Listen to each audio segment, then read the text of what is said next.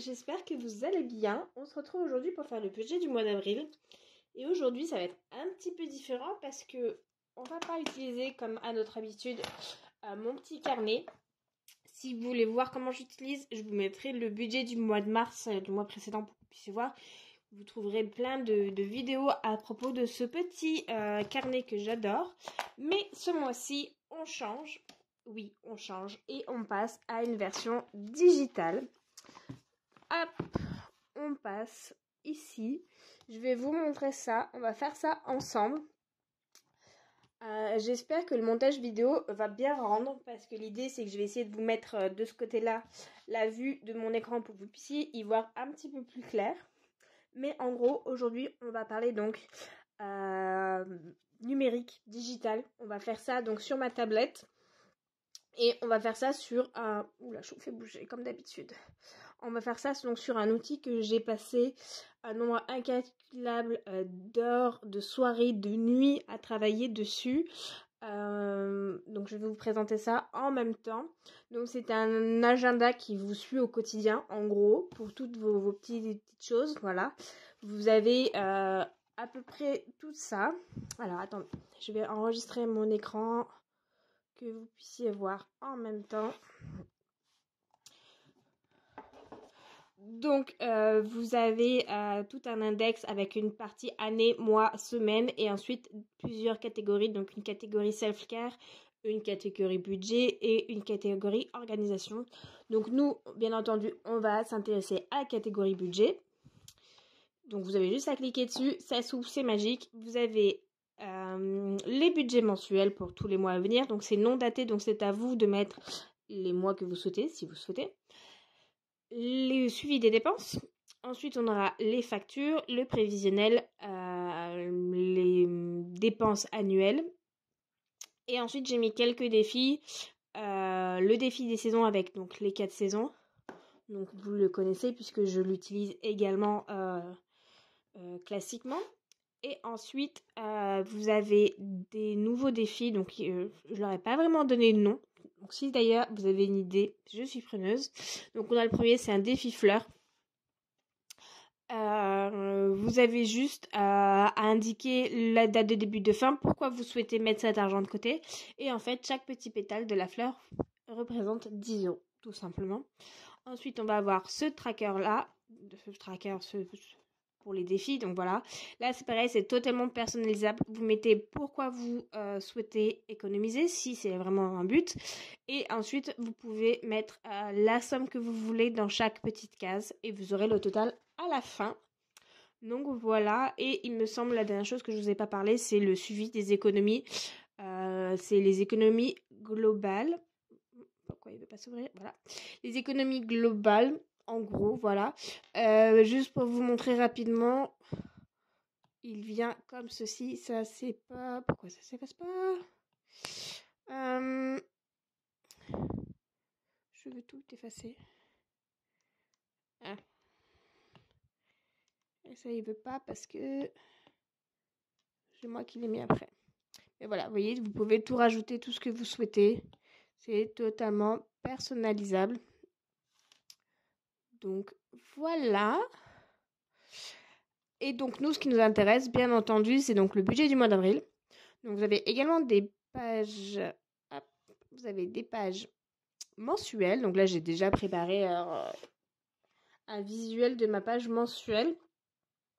Et en gros, donc là, ça reprend pas forcément comme dans mon petit carnet. C'est vraiment le mensuel pour tout. Il n'y a pas mes factures qui sont affichées dessus, mais ça reprend tout. Donc là, nous, on veut faire le budget. Donc la page budget, elle est juste ici. Vous allez retrouver les revenus ici. Les dettes et crédits, si vous en avez. Les charges fixes, les charges variables, les épargnes et enfin un petit sommaire pour tout faire le récapitulatif. Donc ce qu'on va faire, on va attaquer. Je vais prendre mon petit brouillon d'un côté et on va essayer de faire ça proprement. C'est pas garanti, hein, c'est pas garanti, mais on va voir ce qu'on peut faire. Voilà. Pour la section revenus, vous avez également une partie avec la date. Si si vous mettez une date, tout simplement. Donc voilà. Alors, niveau luminosité, je sais que c'est franchement pas génial. Je vais essayer d'améliorer ça, mais sans vous faire bouger. Mais bon, on va dire que vous allez avoir le petit zoom pour y voir plus clair. Donc ça devrait aller pour vous. Donc en revenu, hop, je me mets sur mon petit stylo et on est parti. Donc on a mon salaire. Tout simplement. Mon crayon est très gros. Donc on va s'effacer ça. On va essayer de paramétrer ça plus petit. Pourquoi? Qu'est-ce qui s'est passé? Je ne sais pas. Voilà, donc on est reparti. Bon, on va faire tout simple. On va faire comme ça. Donc prévu, comme d'habitude, 1450. Ensuite, on va avoir la CAF. 250. Et on va avoir le papa de ma fille qui participe aux charges. J'ai estimé ça à environ 140 € pour ce mois-ci. Donc, on va se faire un petit total avec notre calculatrice.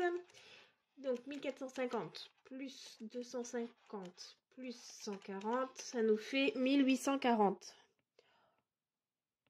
On part avec une base de 1840. Au niveau dette et crédit, pour l'instant, on n'en a pas, mais bientôt, il y aura donc le crédit immobilier.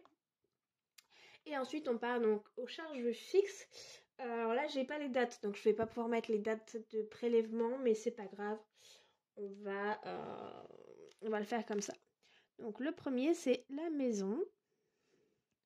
Donc là, c'est une charge fixe pour moi parce que je veux vraiment m'y tenir et je prévois de mettre 800 € de côté pour payer tout ce qu'il va falloir payer pour l'aménagement. Ensuite, on a la mutuelle de ma fille. On est à 20,53 €. Ma CB, on est à 9,18 €. La voiture, donc ça c'est l'assurance. 58,95 €. Ça, c'est sûr, cette année, il va y avoir du changement là-dessus parce que c'est plus possible de payer autant. Ensuite, on a le téléphone. On est à 19,99 €. Ça va changer puisqu'avec la box, je vais payer moins cher après. Et enfin, Disney+. Donc, pour rappel, ma soeur paye Netflix et moi, je paye Disney+, et on se partage nos écrans. Comme ça, on peut bénéficier d'un maximum de souscriptions sans avoir à payer le prix fort. Mais si vous ne faites pas ça avec votre famille, vous avez également la solution de le faire avec le split, ça s'appelle. Je n'ai pas testé personnellement, mais j'en ai entendu que des bons retours, donc vous pouvez aller jeter un coup d'œil. Ou inversement, si vous souhaitez récupérer un peu de votre abonnement, vous pouvez proposer des écrans dessus. Voilà, donc ça c'était pour les charges fixes. Ensuite, on va avoir donc les charges variables. Et ici, donc, on va commencer avec le centre de loisirs. Donc ça, c'est pour ma fille. Elle y va le mercredi et pendant les vacances scolaires. Et là, j'ai prévu que normalement, on devrait payer le centre de loisirs du mois de mars. Donc là, on est donc fin mars, on est le 26. Et je n'ai pas encore reçu la facture du mois de février. Donc, je ne sais pas trop comment ça va se passer. Donc là, j'ai estimé que ça devrait être le mois de mars qu'on va payer, mais ça peut changer à tout moment. Au mois de janvier, j'ai payé 2 factures, la facture du mois de novembre et du mois de décembre. Donc ça dépend en fait, c'est un peu variable, mais bon, écoutez, voilà. Ensuite, on a l'école. Donc ma fille est en école privée, donc il y a on va appeler ça une redevance mensuelle, on va dire.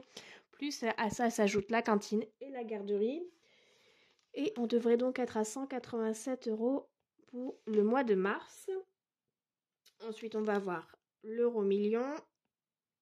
Donc ça, c'est mon petit plaisir à moi. Je ne fume pas, je ne bois pas, mais je joue. Et on est prévu 30 €.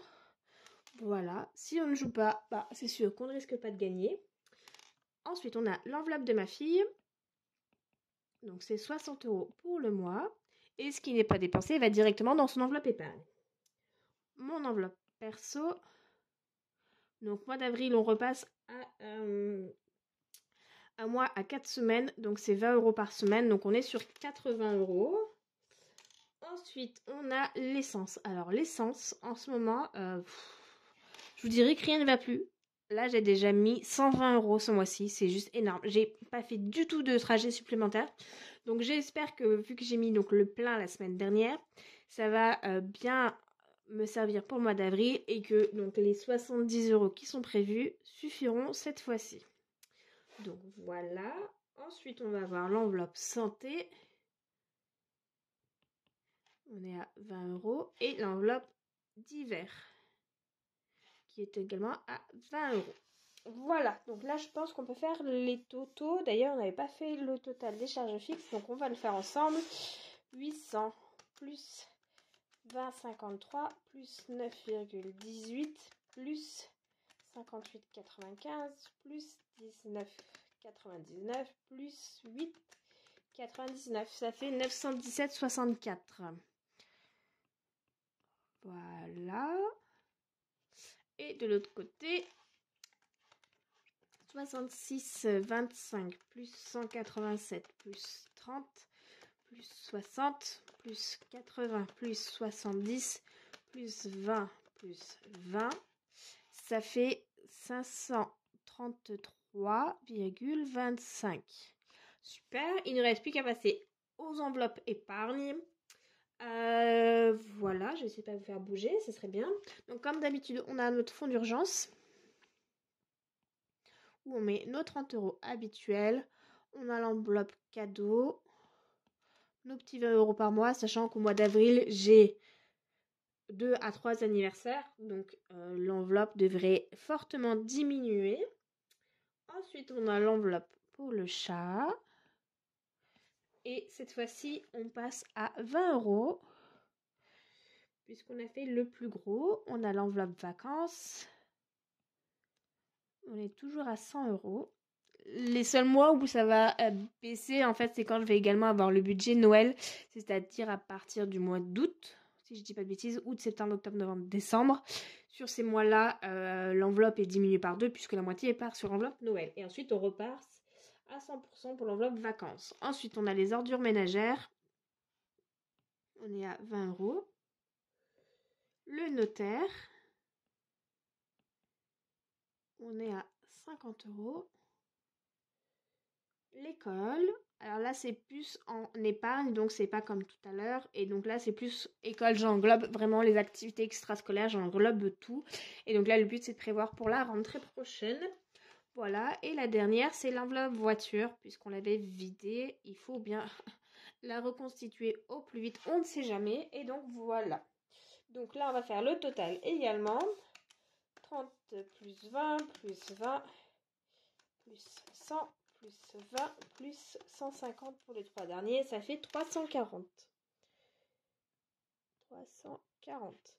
Voilà, et donc on va tout regrouper ici. Donc on a dit revenus 1840.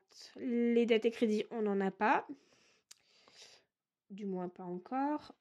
917,64 ici. 533,25 et les épargnes, on a dit 340. Donc, on va faire la soustraction de tout ça et on va voir si je me suis trompée ou non.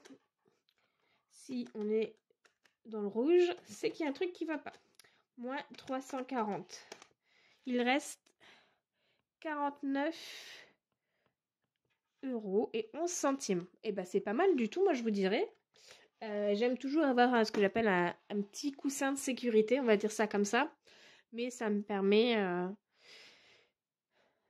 de prévoir au cas où s'il y a des choses qui n'étaient pas prévues.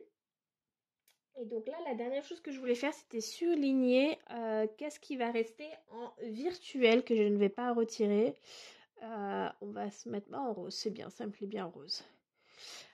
Donc, ce qui reste en virtuel, c'est le centre de loisirs, l'école, l'euro-million, l'essence également. Et au niveau des épargnes, on a le notaire. Et il me semble que c'est tout. Voilà, donc comme ça, j'ai un petit visuel sur ce qui restera en virtuel. Tout le reste, à part les charges fixes, mais tout le reste, donc ça sera à retirer. J'ai pas encore décidé ce mois-ci si je retirais ou non, si je faisais comme le mois de mars. Je vous en parle dans ma toute précédente vidéo, si ça vous intéresse, je vous la mets également par ici. Voilà, d'ailleurs la prochaine vidéo, ça sera le bilan du mois de mars. Donc, comme ça, on pourra faire un petit point là-dessus.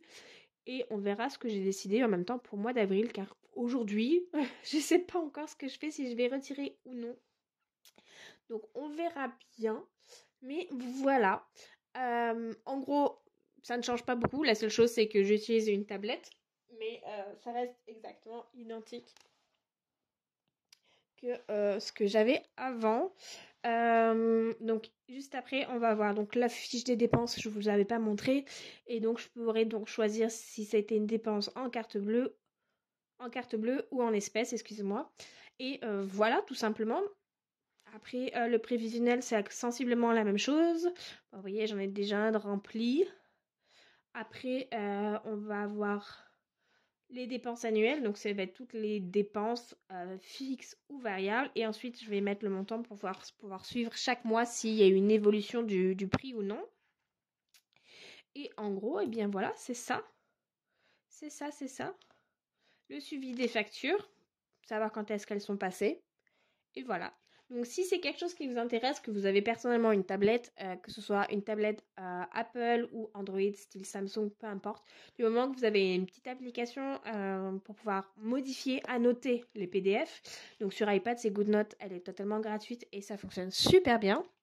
Et ben, je vous mets le lien en barre d'infos du petit planeur qui est en vente sur ma boutique, donc que j'ai totalement réalisé moi-même, comme je vous ai dit. Vous avez plein de choses dessus, je pourrais vous en montrer d'autres. Vous avez des menus, si j'arrive à les ouvrir. Si je clique pas au bon endroit, voilà. Des menus, voilà. À chaque fois, vous pouvez retourner à votre vue mensuelle.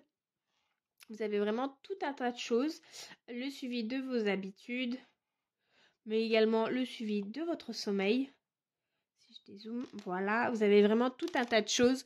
Donc si c'est quelque chose qui vous intéresse et que vous avez envie d'essayer, j'ai une offre de lancement qui est valable jusqu'à la fin du mois, il me semble. Donc voilà, vous aurez le lien en barre d'infos.